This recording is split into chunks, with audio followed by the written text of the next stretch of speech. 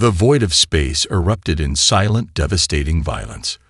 Plasma cannons carved molten rivers through starship hulls, and quantum disruptors turned entire battle groups into expanding clouds of superheated debris. The Kralzar Imperial Fleet, a terrifying symphony of obsidian black vessels with razor-sharp geometries, pressed its assault against the human defensive line. King Vortak watched the battle unfold from the crystalline command sphere of his flagship, the Eternal Dominion. His 6 eyes, each a different color and capable of perceiving spectrums far beyond human comprehension, tracked the destruction with cold, calculated precision. Beside him, holographic displays tracked combat data, casualty reports, and strategic projections. For the first time in his 3-centuries-long reign, the Kralzar Empire faced a species that refused to be conquered. Humans. They were supposed to be primitive, disorganized, emotional, everything the Kralzar were not. Yet here they were, holding a defensive line that should have collapsed hours ago, their ships moving with an unpredictability that defied every strategic model in the Imperial archives. Tactical assessment. Vortak's voice was a low, resonant growl that seemed to vibrate the very air around him. His primary advisor, Commander Zalrix, stepped forward. The digital overlay flickered, showing massive human losses, yet somehow, impossibly, they continued to fight. We've destroyed 73% of their outer defensive platforms. Projected total victory, 4.7 standard cycles. Vortak's central eye, a deep crimson that indicated royal bloodline, narrowed. Too long, he muttered. The battle was more than a military engagement. It was a statement of galactic hierarchy.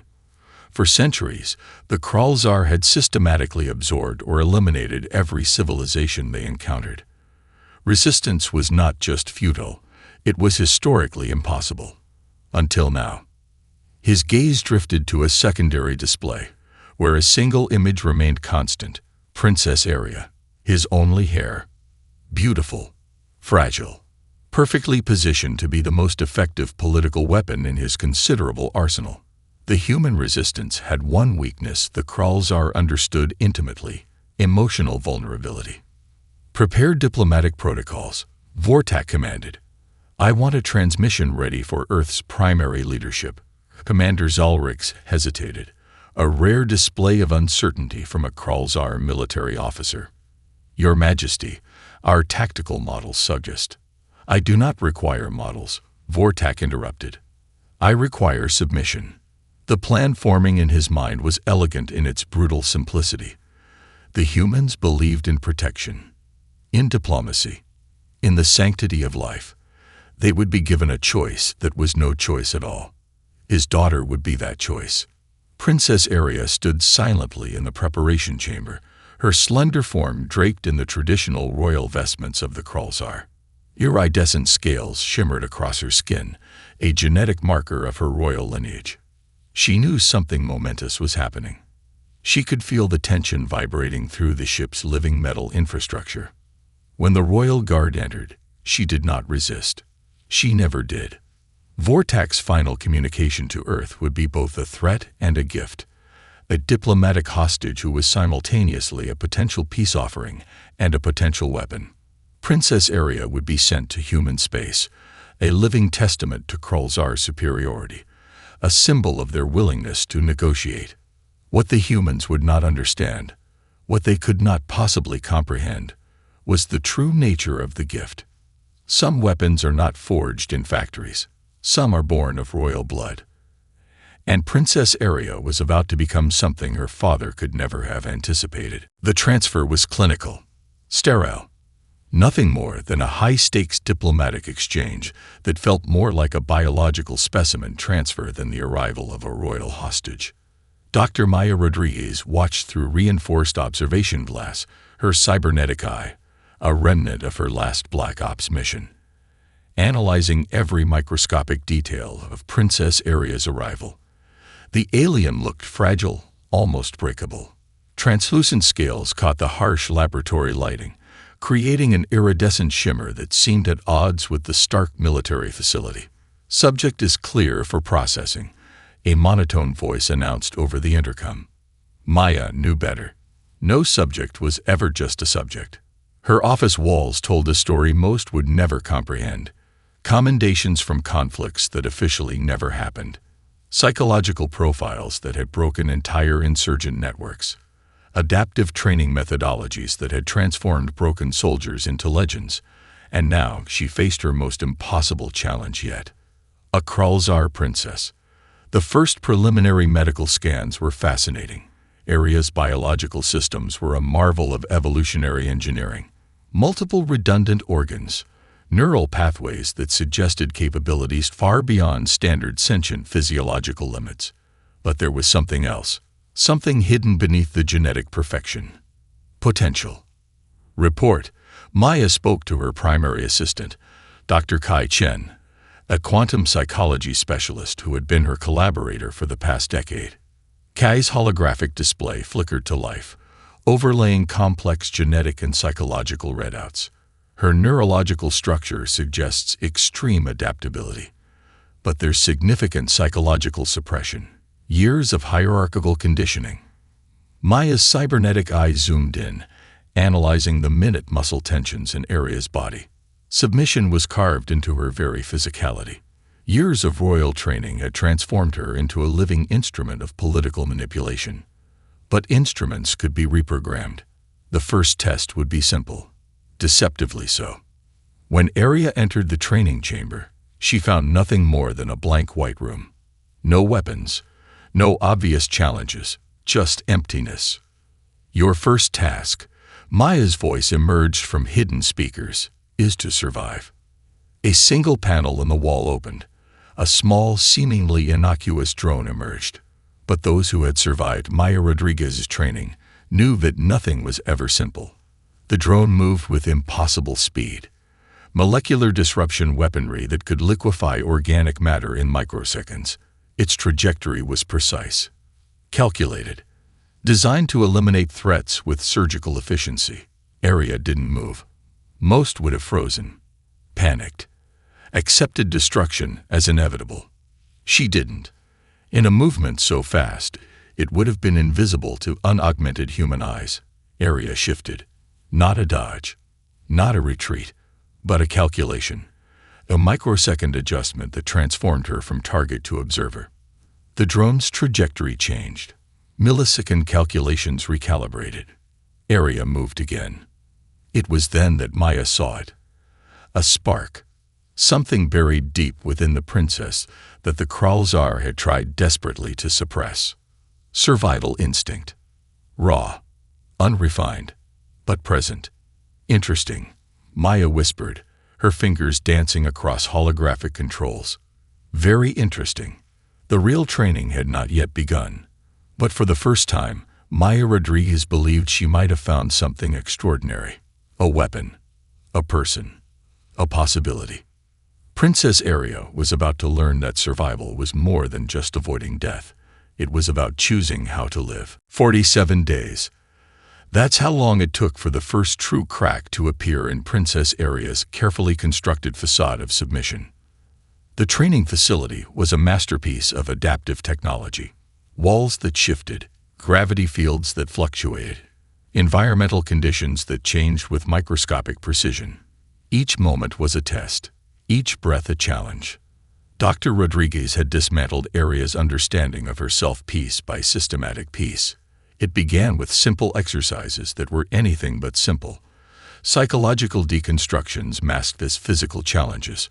One moment, Aria would be navigating a zero-gravity obstacle course. The next, she'd find herself solving complex quantum entanglement puzzles, while molecular-level electrical charges attempted to disrupt her concentration. The Kralzar believed in absolute control. Their entire civilization was a machine of hierarchical perfection.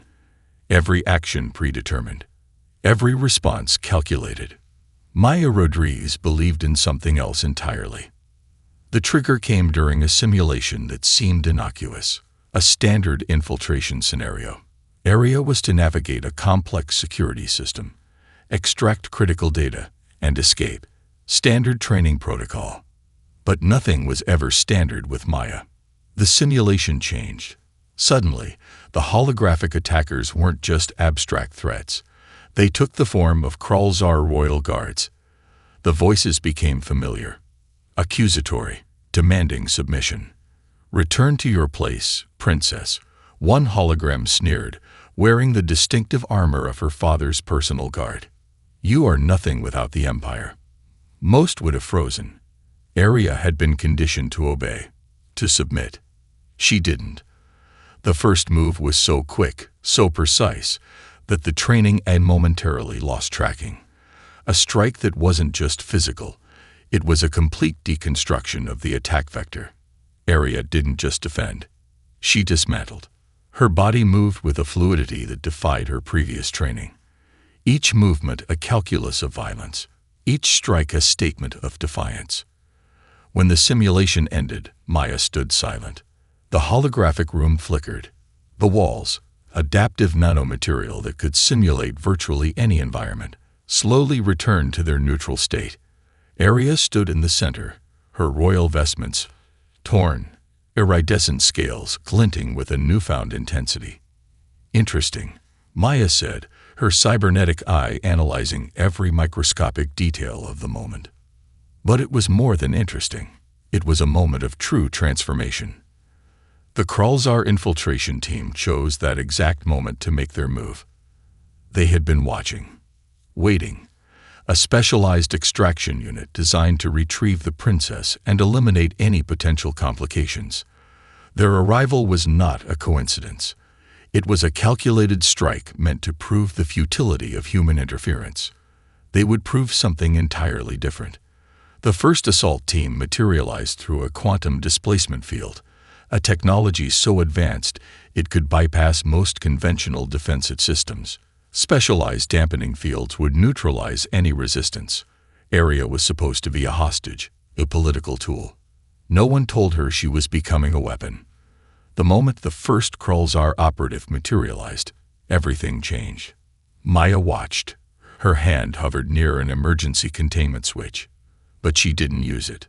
Some things needed to be proven. Some potential needed to be unleashed. Princess Arya was about to show exactly what happened when centuries of suppression met true liberation. The galactic communication networks erupted with a transmission that defied every known diplomatic protocol.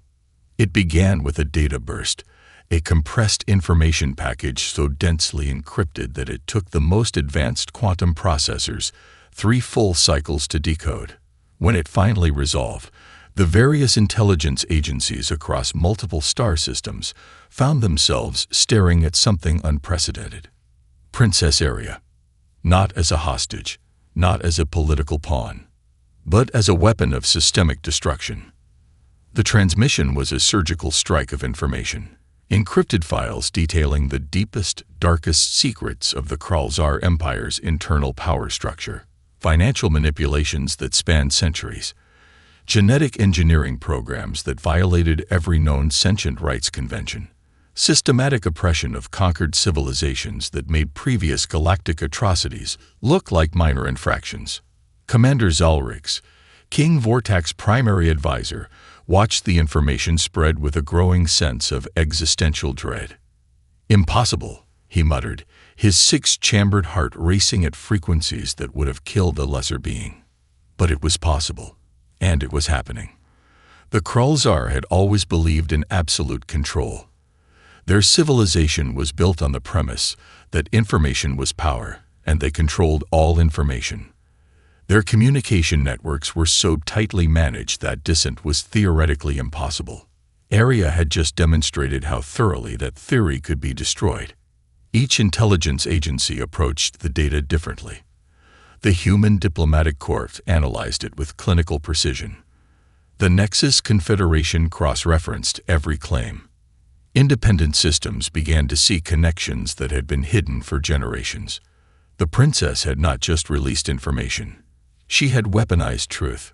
Back at the human training facility, Dr. Maya Rodriguez watched the global response with a subtle smile.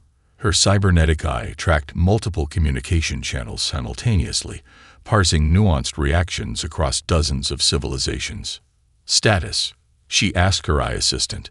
Cascading information propagation, the eye responded. Estimated political destabilization, 87.3% across Krulzar-controlled territories. Maya knew this was more than just a data dump. It was a systematic deconstruction of an entire civilization's mythology. Kane Vortak would receive the transmission precisely 17 minutes after its global release.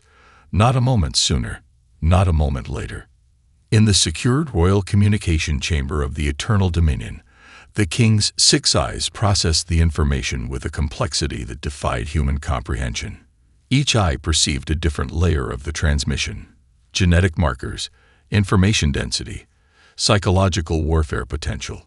This was not just a betrayal. This was a declaration of war.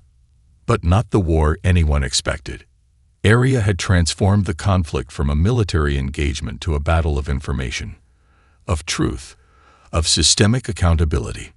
The first reports from conquered territories were already coming in. Rebellious murmurs, quiet resistance, the kind of subtle defiance that could topple empires more effectively than any military campaign. Tactical assessment. Vortak commanded to the empty chamber. The silence was his only response. For the first time in 3 centuries, the Krulzar Empire found itself on the defensive, not against weapons, not against military might, but against the most dangerous weapon of all: the truth. And Princess Aria was its architect. The counterattack was surgical, precise, a multi-layered assault designed to break more than just Aria's resolve, to shatter her very understanding of self. Kane Vortak deployed his most sophisticated psychological warfare unit. Not soldiers, not diplomats, but the Whisper Architects, a specialized cadre of neural manipulators so advanced they could deconstruct psychological foundations with surgical precision. Their first transmission arrived encrypted in a quantum-entangled communication burst that could penetrate any known security system. A message, personally addressed to Aria. Dr. Maya Rodriguez intercepted it first. Her cybernetic systems worked overtime, peeling back layers of psychological encryption that would have reduced a standard neural network to quantum noise. Analyze, she commanded her eye assistant. The holographic display flickered, revealing a multi-dimensional psychological profile more complex than most civilizations' entire diplomatic archives. The message was a weapon disguised as communication. Genetic memory sequences, deeply buried familial connections, psychological triggers carefully cultivated over generations of royal conditioning. Each element designed to exploit the tiniest fracture in Aria's newly formed identity. They knew she wasn't the same princess who had been sent as a diplomatic hostage. They were going to remake her back into that person, or destroy her in the process. The first wave targeted her most fundamental psychological vulnerabilities. Memories of her mother, a royal consort who had died under mysterious circumstances. Encrypted fragments of conversations that suggested deep, unresolved familial trauma. Precise neural frequency modulations that could trigger specific emotional responses. Aria's training with Maya had prepared her for physical threats. But this was different. This was warfare at the quantum level of consciousness.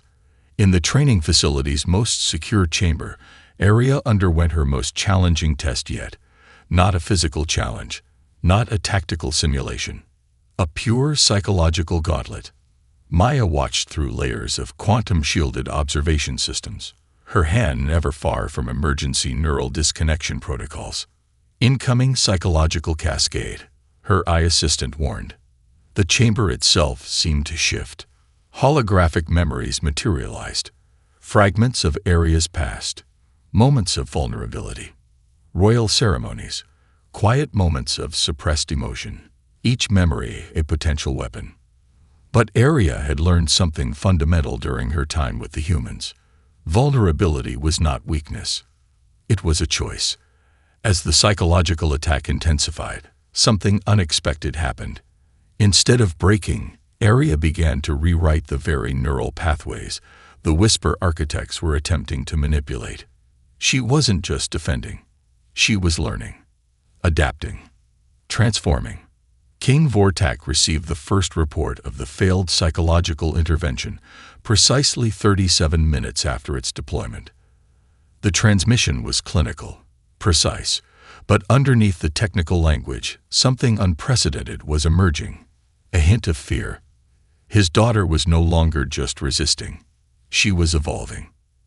And no weapon in the Kralzar arsenal had been designed to combat that. The confrontation was inevitable, calculated, a collision of wills that would reshape the very fabric of galactic power dynamics. King Vortak's flagship, the Eternal Dominion, materialized at the edge of the human-controlled diplomatic zone. It was more than a ship. It was a statement, a massive obsidian construct that defied conventional understanding of spacefaring technology. Its mere presence was a threat, a promise of total annihilation. Dr. Maya Rodriguez stood beside Aria in the human diplomatic reception chamber. The room itself was a marvel of adaptive technology. Walls that could become impenetrable shields, surfaces that could analyze molecular compositions in microseconds. "Are you ready?" Maya's question was more than a simple inquiry. It was a final test. Aria's response came not in words, but in a subtle shift of posture. Gone was the submissive princess. In her place stood something entirely new. A weapon, a diplomat, a revolution personified. The transmission came directly from the Eternal Dominion.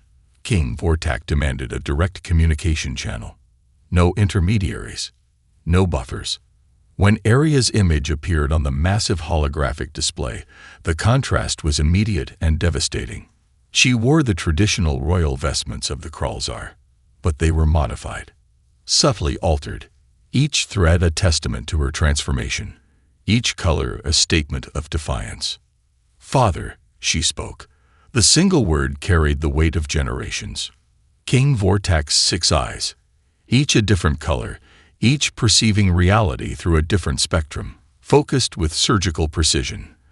The communication was encrypted across 17 different quantum frequencies, a standard that would have been unbreakable to any other civilization. Humans were not any other civilization. What followed was not a negotiation. It was a systematic deconstruction. Aria began to speak, but it wasn't just speech. It was a weaponized information cascade, each sentence backed by irrefutable evidence, genetic records, financial trails, centuries of systemic oppression laid bare with surgical precision. The royal chambers of the Eternal Dominion had never witnessed such a total dismantling. She revealed the true cost of the Kralzar Empire's expansion. Not in monetary terms, in lives, in potential, in entire civilizations reduced to genetic archives and labor pools. Commander Zalrix, watching from the secondary command center, felt something unprecedented. Fear, not of physical destruction, but of total systemic exposure. King Vortak's response was instantaneous, a quantum-encrypted kill order, targeted not just at Aria, but at everything she represented. But the humans had been preparing. The moment the kill order was transmitted, a counter-protocol activated, not a defensive measure, an offensive strategy that would redefine the very concept of diplomatic warfare.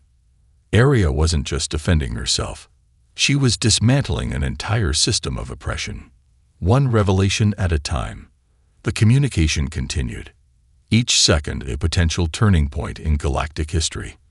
The walls of the diplomatic chamber seemed to pulse with potential energy. Dr. Rodriguez watched, her cybernetic eye tracking every microscopic detail. This was more than a confrontation between a father and daughter. This was the moment when an empire would learn that its greatest weapon might be the very thing it had tried to control. Princess Aria had become something her father could never have anticipated. A revolution. The rebellion spread like quantum entanglement, instantaneous, unpredictable, unstoppable. On 1,000 conquered planets, the encrypted data packets began to bloom. Information that had been suppressed for centuries suddenly found fertile ground in the minds of billions of subjugated beings. What Aria had released was more than just data. It was possibility. The first signs emerged on Kralzar-controlled worlds that had been deemed pacified for generations. mining colonies, agricultural planets, genetic resource zones where entire populations had been reduced to living machinery. They began to remember. Dr. Maya Rodriguez tracked the rebellion's progression through a holographic display that pulsed with living data. Each point of light represented a system, each pulse a moment of awakening. Her cybernetic eye parsed information faster than entire computer networks, revealing patterns that defied conventional understanding. Emergence protocol confirmed, her eye assistant announced. Systemic resistance spreading at exponential rates. The Kralzar had built their empire on a fundamental belief that control was absolute, that memory could be suppressed, that hope could be engineered out of existence. They were wrong. On the research planet Nexus 9, a genetic labor pool that had been systematically stripped of individual identity, something unprecedented happened. Workers in massive processing facilities simultaneously looked up, stopped working, remembered. Commander Zalrix received the first critical reports. Entire planetary systems going dark. Not through destruction, through something far more terrifying. Collective awakening. Aria's information release had been a precisely targeted virus of consciousness. Each data packet carried not just facts, but emotional resonance, genetic memories, suppressed histories, the kind of truth that could not be unseen once revealed. King Vortak's response was immediate and brutal. He ordered total planetary lockdown, quantum suppression fields, genetic communication blockers, every tool in the Kralzar arsenal designed to maintain absolute control. But control was an illusion they could no longer maintain. On the human training facility, Aria watched the rebellion unfold with a calm that defied the magnitude of what was happening. Dr. Rodriguez approached, her movements measured. "You understand," Maya said, not a question, "that this is beyond a personal confrontation." Aria's response came not in words, but in a subtle activation of the holographic display. Planetary systems lighting up, resistance movements emerging. The kind of systemic transformation that happened once in 1,000 generations. The rebellion wasn't just about the Kralzar Empire. It was about redefining the very concept of freedom. Conquered civilizations began to communicate, not through official channels, but through the very genetic networks the Kralzar had used to suppress them. A communication method so sophisticated, so deeply integrated, that it made traditional information networks look like primitive smoke signals.